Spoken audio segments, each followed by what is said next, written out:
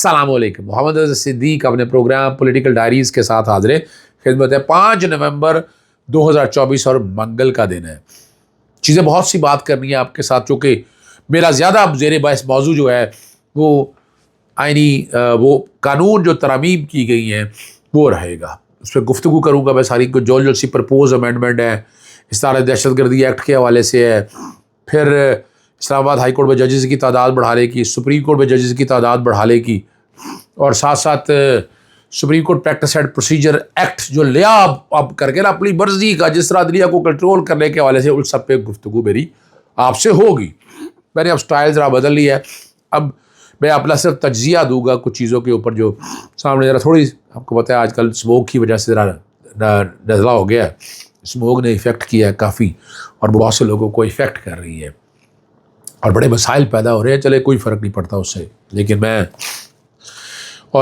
कोशिश करता हूँ कि ट्रू आप पिक्चर आपके सामने रखूँ। ये फिर बहुत तेज़ी से किया है, ये सबूताज करने की कोशिश की। आप तरमीम करना चाहें कर सकते हैं, लेकिन उसमें हेल्थी डिस्कशन हो, चीज़ें आगे लेके जाएं। कल ये चीज़ें आपके गले भी पड़नी है, याद रख ली। मैं बता दूँ, मिठाई वक्त से पहले मत खाइएगा। ये जो हमारी हुकूमत वक्त की जमातें हैं ना, कल बड़े मसाइल रहेंगे उनके ऊपर। और अब इन्होंने अपने पाँव काट लिए, सर दबा दिया, शुतुरमुर्ग की तरह रेत के अंदर सर दबा के रख लिया, और बहुत मसाइल पैदा हो गए। सबसे पहले मैं आपके सामने एक बात रख दूँ, मौलाना फजलुर रहमान ने जो इंसदार दहशतगर्दी एक्ट में तरमीम की सख्त मुखालफत कर दी है। उन्होंने कहा दफाई इदारे को बेतहाशा इख्तियार दे देना किसी भी को भी शक की बुनियाद पर लबे दिल के लिए अपने तहवील में रख सकता है, और उस पर इजाफा भी कर सकते हैं। और ये एक मुल्क में सिविल मार्शल लॉ की तरफ कायम करने के मुतरादफ है। जमहूरियत के चेहरे पर एक काला धब्बा होगा। आर्टिकल अगर देखा जाए तो आर्टिकल 10A की खिलाफ वर्जी है, और यहाँ डिटेंशन ऑर्डर लेने के हवाले से आपके पास हमें MPO मौजूद है। ऑलरेडी इस तरह दहशतगर्दी एक्ट में तरमीम में ये मौजूद है, आप प्रिवेंटिव डिटेंशन में ले सकते हैं, पूरा एक प्रोसीजर प्रोवाइडेड है। लेकिन ये एकदम जो तरमीम करने का मकसद, ये सियासी पॉलिटिकल इंजीनियरिंग के अलावा कोई नज़र बात नहीं आती है, और ये बड़ी ख़तरनाक चीज़ है। सबसे पहली बात है, इस्लामाबाद हाई कोर्ट में आपको पता है जजेस की तादाद बढ़ाकर 12 कर दी गई है।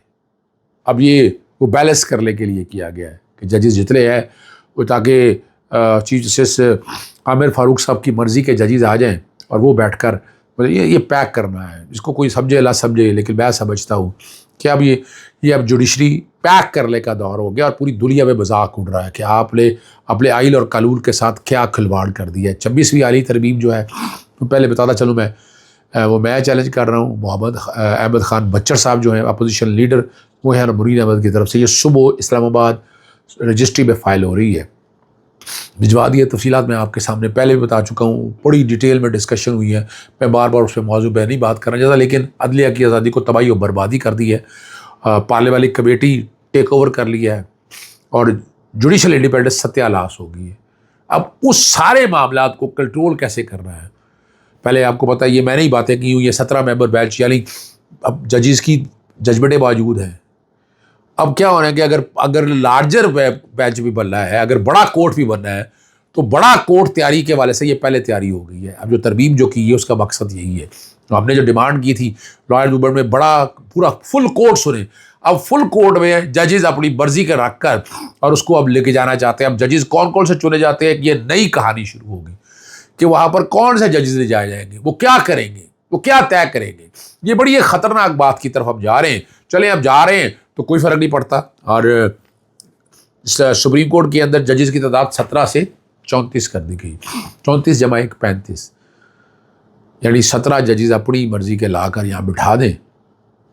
जुडिशल कमीशन में तादाद आपकी ज़्यादा है, इसमें तो कोई शक ही नहीं है। गवर्नमेंट की तादाद है, आज आपको पता चल जाएगा वक्त से पहले क्यों बढ़ाया है।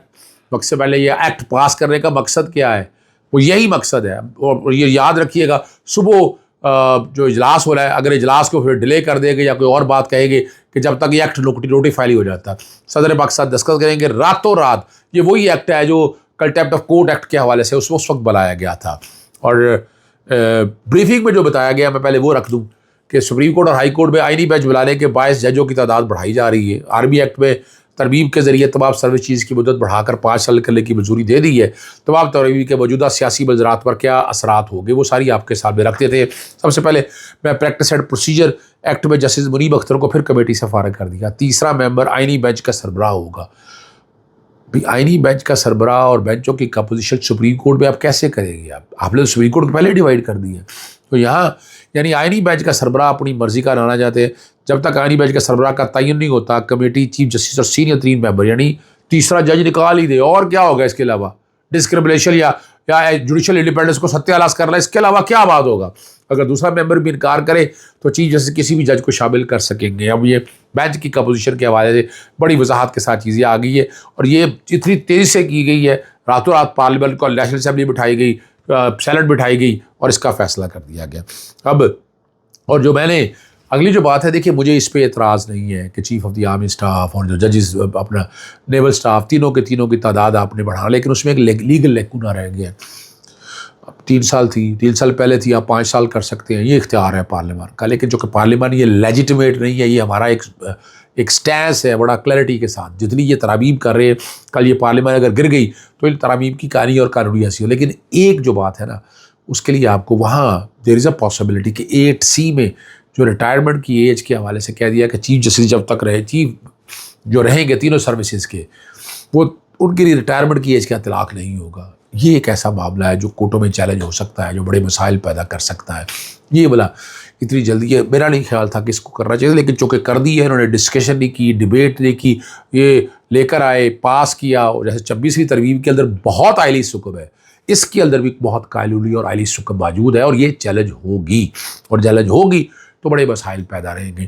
جہاں تک تعداد یعنی ایج بڑھانے کا یعنی ٹیلیور بڑھانے کا تعلق ہے نا، وہ شاید بڑا مشکل ہو جائے گا کہ کورٹوں کو اس کو ڈکلیئر کرنا انلیگل اور انکانسٹیٹیوشنل۔ یہ وہ لیجیٹمیٹ اسمبلی والا اپنا ایشو ہے، یہ والی بات ہے۔ لیکن جو ریٹائرمنٹ کی ایج ایک دفعہ تو آپ کر سکتے ہیں، لیکن اس کے دفعہ ری ایکسٹینشن اور آگے جتنی دفعہ بھی ایکسٹینشن ہوتی رہے گی وہ آٹومیٹکلی بڑھتی رہے گی۔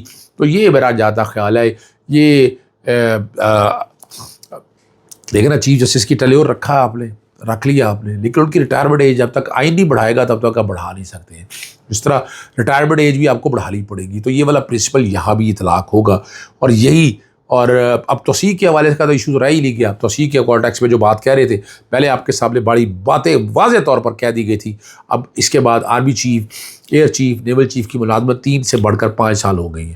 5 سال کے لیے مزید توسیع بھی کی جا سکتی ہے، اور chief of the general army staff جو ہے، chief of the army general Asim Munir صاحب جو ہے نا، نئے آرمی ایکٹ کے ریٹائرمنٹ کی عمر پر کوئی فرق نہیں پڑے گا۔